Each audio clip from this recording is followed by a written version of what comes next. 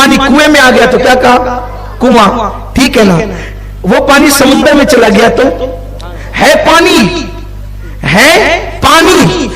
پانی کے بغیر کنواں نہیں ہے، پانی کے بغیر سمندر نہیں ہے، پانی کے بغیر بارش نہیں ہے، سب جگہ ہے پانی ہی۔ لیکن جہاں جاتا رہا نام بدلتا رہا، حقیقت نہیں بدلی، ہے پانی ہی۔ برسا تو بارش، کنویں میں گیا تو کنواں، دریا میں گیا تو دریا، سمندر میں گیا تو سمندر، نام بدلے لیکن ہے پانی، تو ہوگا پانی ہی، لیکن نام بدلتے جائیں گے، حقیقت نہیں بدلے گی۔ اسی لیے ہے ایصال ثواب ہی۔ میت کے تیسرے دن کہا تو تیجا، 10ویں دن کیا تو 10واں، 20ویں دن کیا تو 20واں، عرس پر کیا تو عرس، چہلم پہ کیا تو چہلم، ہے ایصال ثواب ہی۔ نام بدلتے چلے گئے مگر حقیقت نہیں بدلی۔ یہ ہے ایصال ثواب۔ یہ اب بتائیں کہ یہ کہاں ناجائز؟ کسی کو ثواب پہنچانا یہ کہاں ناجائز؟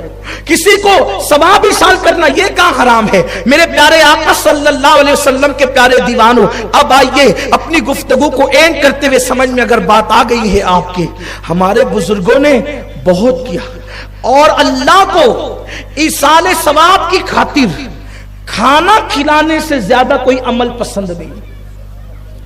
سب سے بہترین عمل کھانا کھلانا۔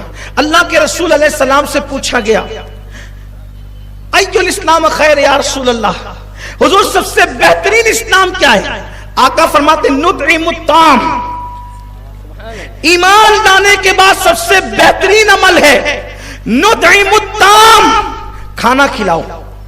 اب کھانا کھلاؤ حضور نے یہ نہیں کہا کہ غریب کو کھلاؤ کہ امیر کو، مطلقاً نطعم الطعام۔ ایک شخص غوث پاک کی بارگاہ میں آیا، کہا حضرت میرے پاس نفلی صدقہ ہے، میں غریبوں کو ڈھونڈ رہا ہوں، مستحق کو دے دوں۔ فرمایا کہ مستحق واجبہ صدقے کے لیے ڈھونڈے جاتے ہیں، جو نفلی ہے غریبوں کو بھی دے، مالداروں کو بھی دے، اور حقدار کو بھی دے، اور جس کا حق نہیں ہے اس کو بھی دے۔ تو جس چیز کا تو حقدار ہے اللہ تجھے وہ بھی دے گا، اور جس کا تو حقدار نہیں ہے اللہ تجھے وہ بھی عطا فرمائے گا۔ تو یہ چیز ہے۔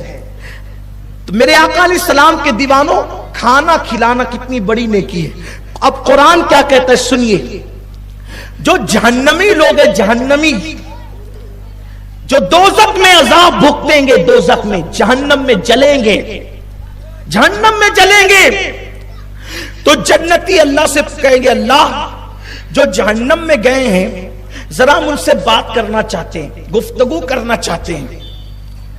اللہ فرمائے گا کرو، تو جنت اور جہنم کی کھڑکیاں کھول دی جائے گی، تو جنتی جہنمیوں سے پوچھیں گے ما سلککم فی سقر، اے جہنمیوں تم جہنم میں کیسے آ گئے؟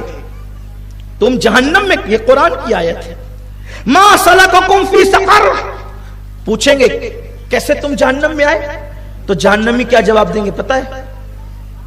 قالوا لم نکو نطعم المسکین، کہ ہم غریبوں کو کھانا نہیں کھلاتے تھے۔ اور پھر آگے اور بھی صفات ہے کہ غریبوں کو کھانا نہیں کھلاتے تھے، نماز نہیں پڑھتے تھے۔ اس کا مطلب یہ ہے کہ کھانا نہیں کھلاتے تھے غریبوں کو، اسی لیے جہنم میں آئے۔ قرآن کہتا ہے اَرَأَيْتَ الَّذِي يُكَذِّبُ بِالدِّينِ فَذَلِكَ الَّذِي يَدُعُّ الْيَتِيمَ وَلَا يَحُضُّ عَلَى طَعَامِ الْمِسْكِينِ، اے محبوب کیا تم نے دین کے جھٹلانے والے کو نہیں دیکھا کہ وہ اللہ اکبر جو دین کو جھٹلانے والا ہے وہ کون ہے؟ وہ یتیموں پر رحم کرنے پر اکساتا نہیں اور یتیموں پر رحم نہیں کرتا، اور غریبوں کو کھانا کھلانے کی ترغیب نہیں دیتا، یعنی خود تو کھلاتا ہے جنتی اور دوسروں کو بھی ترغیب دیتا ہے کہ تم بھی کھلاؤ۔ روکنے والا جہنمی ہے، اللہ کا قرآن کہہ رہا ہے، اور اس کی ترغیب دینے والے جنتی ہے، اللہ کا قرآن کہہ رہا ہے۔ اب مجھے بتاؤ، ہم 11ویں کے نام پر اگر امت مسلمہ کو کھانا کھلائے، چھٹی کے نام پہ امت مسلمہ کو کھانا کھلائے، ہم یا اللہ اکبر 12ویں کے نام پہ امت مسلمہ کو کھانا کھلائے، تو یہ ہمارے گھر کی گڑی ہوئی بدعت نہیں ہے، بلکہ قرآن کہتا ہے کہ جس نے دین کو قبول کیا ہے وہ خود بھی کھلائے گا اور لوگوں کو کہے گا کہ تم بھی کھلاتے رہو۔ آپ کو قرآن نہیں پڑھتے. قرآن ارأیت الذی یکذب بالدین فذلک الذی یدعو الیتیم ولا یحض علی طعام المسکین. وہ دعوت نہیں دیتا, وہ ابھارتا نہیں غریبوں کو کھانا کھلانے کے لیے, وہ دین کو جھٹلانے والا ہے. بھائیو کب تک صرف کھاتے ہی رہو گے؟ کبھی کھلانے کی بھی تو بات کرو, کبھی کھلانے کی بھی تو ترغیب دو. اسی لیے اہل سنت و جماعت اولیاء اللہ سے وابستہ لوگ ہیں. ہمارے بزرگوں نے لنگر کھلائے, بابا فرید کا لنگر چلتا رہا, غریب نواز کی خانقاہ سے لنگر چلتا رہا, غوث الاعظم دستگیر کے یہاں تو اب بھی جاری ہے, غریب نواز کے یہاں بھی اب بھی جاری ہے.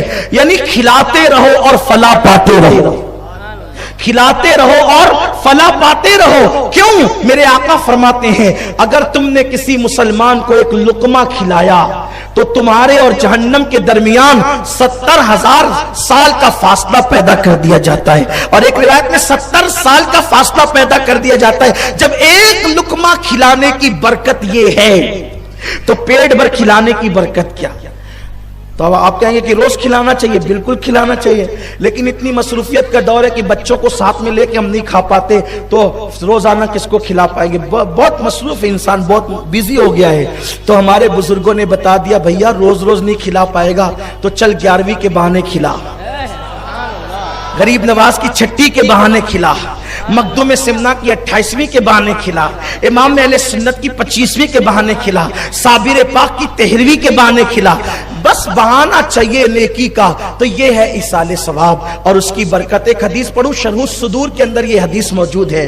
شرح الصدور میں حدیث کیا موجود ہے؟ ایصال ثواب کی برکت حدیث ہے. آقا فرماتے میری امت امت مرحومہ ہے. آقا ارشاد فرماتے میری امت امت مرحومہ. مرحوم کس کو کہتے ہیں؟ ہماری اصطلاح میں مرحوم مردے کو کہتے ہیں, لیکن مرحوم کا مطلب مردہ نہیں ہوتا, بلکہ مرحوم کا مطلب ہوتا ہے جس پہ رحم کیا گیا, جو قابل رحم ہو. آقا فرماتے میری امت امت مرحومہ ہے. آقا فرماتے جب میری امت قبر میں جائے گی تو وہ گنہگار ہوگی, اور جب وہ قبر سے نکلے گی تو وہ مغفرت یافتہ ہو کر, یعنی گناہوں سے پاک و صاف ہو کر کے نکلے گی. صحابہ کرام نے عرض کیا یا رسول اللہ, مرنے والا تو توبہ نہیں کر سکتا, استغفار نہیں کر سکتا, نیکی نہیں کر سکتا, قبر میں گیا تو گنہگار, اور قبر سے نکلا تو نیک بن کر کیسے نکلا, مغفرت یافتہ بن کر کیسے نکلا؟ آقا فرماتے ہیں مومنوں کے استغفار کی برکت سے, کہ مومنین نے ان کے لیے استغفار کیا, اس کی برکت سے اللہ نے اس کے گناہوں کو معاف فرما دیا. یہ ہے جو ہے وہ ایصال ثواب کی شرعی حیثیت, جو قرآن میں بھی اور حدیث میں بھی. نام بدلتے ہیں, نام کے چکر میں انسان پریشان ہو جاتا ہے.